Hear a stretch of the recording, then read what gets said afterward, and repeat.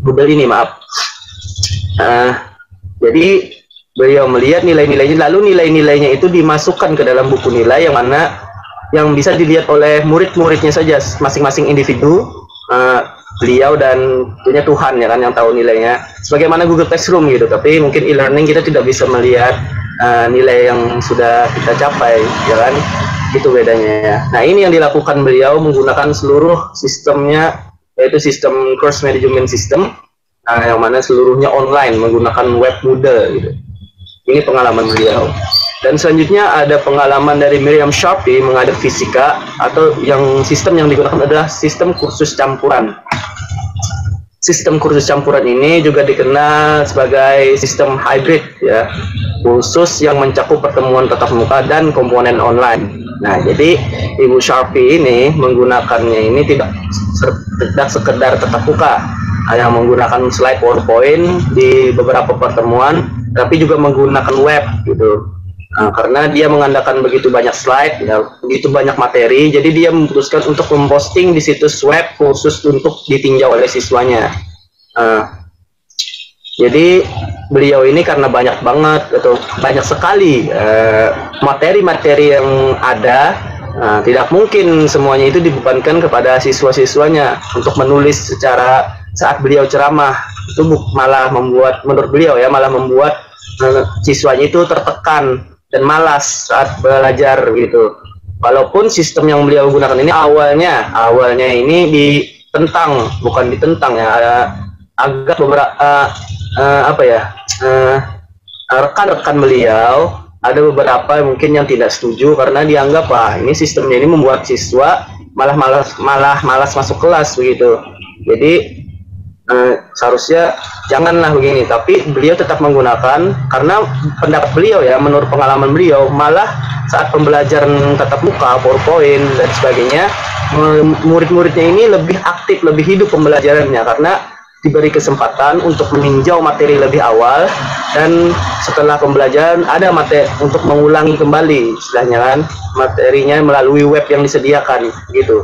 Kalau seumpamanya tidak, ya membebankan kepada siswa semua nih menulis apa yang disampaikan, itu malah gimana ya, malah membuat siswa terbebani dalam artian gurunya ceramah menjelaskan materi, siswanya menulis semua kan, tapi setelah selesai begitu ada pertanyaan, malah diam kan karena tidak sempat menelaah materi lebih awal gitu. Jadi bingung apa yang harus ditanyakan gitu kan, semuanya menulis, sibuk menulis begitu. Nah, jadi tidak sekadar tekan PowerPoint juga, tapi Ibu Sharpe ini memanfaatkan web yang ada ini untuk kelompok diskusi. Jadi siswa bisa memposting pertanyaan, menerima tanggapan dari Ibu Sharpe atau asisten gurunya, asisten guru ya, teacher assistant, bahasa Inggris ya, atau siswa lainnya. Nah, itu. Ini beberapa sistem yang digunakan dari dua orang tadi. Nah, dalam dasar-dasar mengajar online, nah ini. Jadi yang membedakan kursus online adalah dalam teknik dan cara menemukan peluang pengajaran dan pembelajaran baru yang diberikan oleh lingkungan online. Kursus online sangat bergantung pada partisipasi siswa. Instruktur perlu mundur sedikit dari sorotan agar siswa dapat mengambil bagian yang lebih aktif. Instruktur hanya akan mengintervensi jika aliran percakapan melenceng terlalu jauh atau saat meringkas percakapan untuk melanjutkan ke poin lainnya. Nah, jadi ini sistem yang digunakan atau cara mengajar digunakan dalam mengajar online ini berbeda dengan cara yang dilakukan saat mengajar secara konvensional. Kalau kita mengajar secara konvensional mungkin lebih banyak menggunakan ceramah, yang mana ceramah ini dititik bebankan kepada guru semuanya. Nah, dalam mengajar online itu agak sulit dilakukan, lebih baik dilakukan dengan cara untuk guru atau instruktur ini mundur sedikit, dalam artian lebih santai perannya. Biarkan murid-muridnya yang berdiskusi yang lebih aktif, diberikan panggung tersebut ya, diberikan panggung untuk berdiskusi gitu. Nah, kenapa demikian?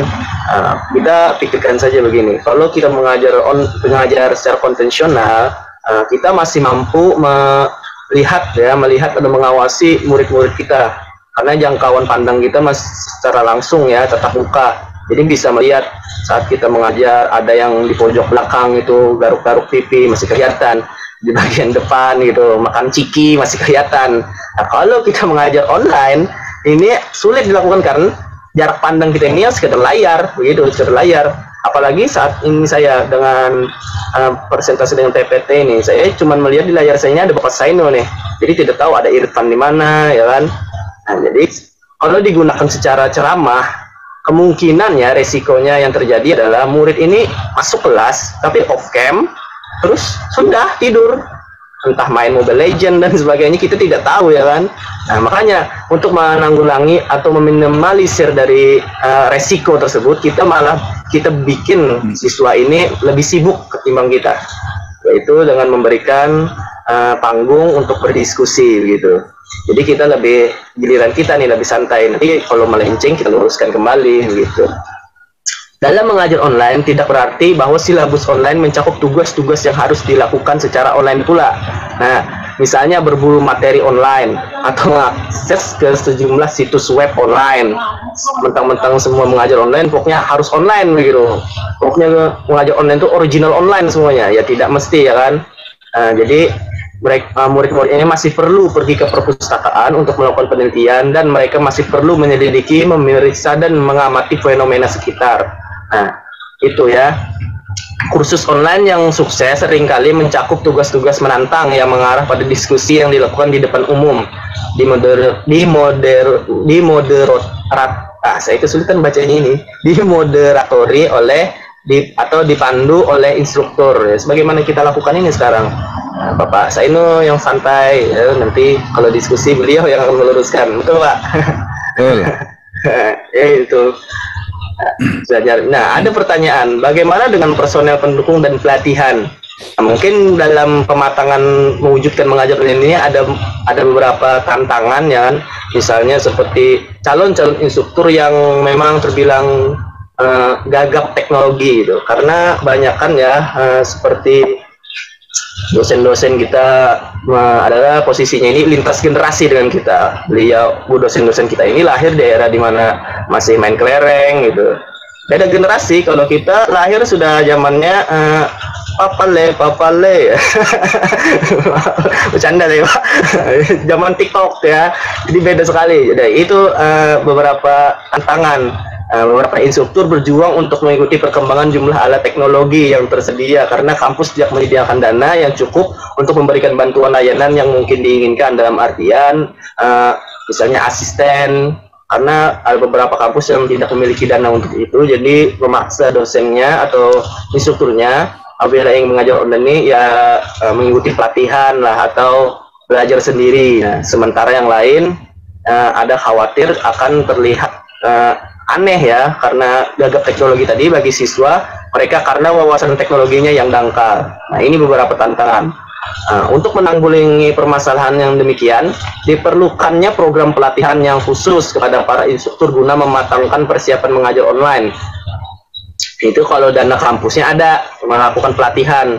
Kalau tidak ya selain itu nih ada alternatif lain. Selain itu akan sangat membantu apabila seorang instruktur yang memiliki wawasan dan sumber daya lebih dalam teknologi agar kiranya turut berbagi pemahaman kepada yang lain. Nah, itu bisa jadi alternatif. Nah, jadi saling sharing bagaimana cara memanfaatkan Simari, bagaimana cara memanfaatkan Google Classroom, saling berbagi saja. Karena ada beberapa yang kurang memahami, misalnya pengalaman kita saja ya, misalnya kita sudah melakukan presensi di Simari, tetapi ada tidak tercatat di bagian dosen nih. Kenapa? Seharusnya dosen ini harus sebagai tugas mereka ya, harus mencari tahu, karena ini bukan kesalahan mahasiswa. Karena mahasiswa ini sudah tepat waktu presensi, ini karena ada kesalahan di dalam sistem kerja Simari. Kebetulan dosennya ini tidak memiliki asisten atau sebagainya, jadi paling tidak berusaha lah untuk memperbaiki ini. Kalau tidak kasihan itu siswanya kan, malah dibilang absen padahal sudah presensi. Ini yang perlu diatasi ya kan. Ini menurut pengalaman saja Pak. Oh iya ya, bagus. Iya, pengalaman Pak. Bagus ya. apakah kita harus menjadi ahli komputer? Nah, apakah kita harus untuk ngajar online kita harus pandai bikin web gitu, bikin coding komputer, bikin game online gitu? Apakah harus ya? Dalam hal keterampilan komputer teknis, seorang instruktur hanya perlu sedikit memulai untuk mengakrabkan diri dengan komputer dan internet sudah lebih dari cukup. Jika masih merasa kurang memiliki beberapa keterampilan dasar tersebut, instruktur dapat mengambilnya di lokakarya online atau semacam pelatihan online ya, pelatihan mengajar online. Setelah instruktur merasa nyaman dengan keterampilan dasar yang sudah dimiliki, instruktur harus mengembangkannya dan menjadi lebih terampil dengan pengalaman. Jadi apa saja yang harus paling tidak dasar ya, keterampilan dasar yang harus dimiliki calon instruktur dalam mengajar online. Yang pertama itu paling tidak bisa mengatur folder dan direktori pada hard drive ya, paham dengan sistem menyimpan file gitu, apalagi menggunakan drive, itu paling tidak harus paham. Dalilnya paham dengan menggunakan perangkat lunak pengolah kata dengan benar, misalnya potong-potong, salin, tempel gitu. Bagaimana kita menggunakan Word dan PowerPoint gitu kan. Paling tidak harus ada menguasai hal tersebut, meminimalkan dan memaksimalkan jendela dan menyimpan file gitu. Ini keterampilan dasar juga. Dan ketiga, memahami komunikasi email. Ini sangat penting nih dalam mengajar online, harus paling tidak memahami email atau paham melampirkan tugas. Nah, di situ. Nah, selanjutnya memahami penggunaan browser seperti Internet Explorer atau Firefox untuk mengakses World Wide Web. Namanya juga mengajar online ya kan, harus paham-paham lah dengan sistem kerja internet gitu. Bagaimana kita mau masuk ke web ya kan, sedangkan kita tidak pandai muka Google ya. Bagaimana alternatifnya? Cek di Google, tutorial muka Google. tidak saya bercanda. Selanjutnya memahami cara untuk mendownload suatu file. Nah, ini dasar sekali nih, pahamlah cara mendownload begitu. Nanti memberikan tugas disimmari tapi tidak bisa mendownload, tidak bisa melihat isi tugasnya kan, jadi masalah lagi. Nah, ini beberapa keterampilan dasar menurut buku yang kita terjemahkan bersama. Nah, ini ada 5. Selanjutnya, apa manfaat mengajar online bagi Anda? Nah, ada 2 dalam buku itu. Yang pertama, kesadaran yang tinggi tentang pengajaran. Nah, pengajar online meningkatkan kesadaran kita tentang apa yang sebenarnya kita lakukan di kelas. Nah, interaksi antar siswa dan instruktur yang seringkali terjadi dalam sekejap di ruangan kelas dapat direkam untuk ditinjau dan direnungkan. Nah, ini manfaat dari belajar online ya. Kalau kita secara profesional, kita cuma mengajar dan tidak ada waktu, tidak ada kesempatan untuk menelaah kembali apakah bagaimana sistem kerja kita di kelas tadi. Nah, kalau mengajar online ada kesempatan untuk merekam kelas kita, terus kita bagikan kembali, dalam artian kita bisa meninjau kembali apakah dalam kelas kita ini sudah bekerja dengan baik gitu.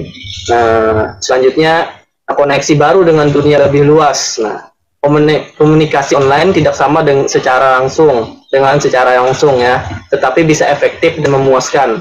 Ini juga memberi kita peluang baru untuk berkomunikasi dan bahkan untuk mengenal orang yang tidak akan kita temui. Nah, seperti kita lakukan pada teori sastra kemarin ya, kita ada kegiatan kelas tamu. Nah, ini salah satunya manfaat dari mengajar online. Kita bisa mendatangkan narasumber dari Jogja tanpa harus ke Jogja atau orang Jogja ke Kalimantan. Kita cukup menyediakan ruang kelas virtual. Nah, dengan pendidikan online, kolaborasi lintas budaya dan internasional menjadi mungkin tanpa biaya dan logistik perjalanan yang sulit, memungkinkan siswa dari berbagai negeri untuk bertukar ide dan bekerja sama dalam proyek dan topik yang menarik bagi kedua belah pihak. Nah, jadi memungkinkan kita, misalnya Bapak Sainul punya murid ada di Selandia Baru ya Pak. Jadi tidak perlu Bapak Sainul ke Selandia Baru atau orang Selandia Baru ke Kalimantan.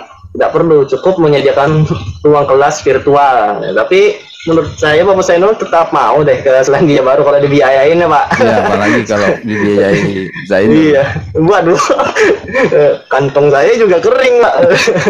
Dibasahin dulu pakai Sungai Martapura. Iya. Jadi Itu saja nih, terima kasih. Ya, ini saja dari presentasi saya, kiranya semoga bermanfaat ya. Apakah ini perlu ditanggapi atau bagaimana, Pak? Oh iya, Ada tanggapan? silakan ditutup dulu layarnya. Silakan bagi yang ingin bertanya, mungkin ada bagian yang belum Anda pahami, mungkin mumpung narasumbernya masih ada itu ya. Iya.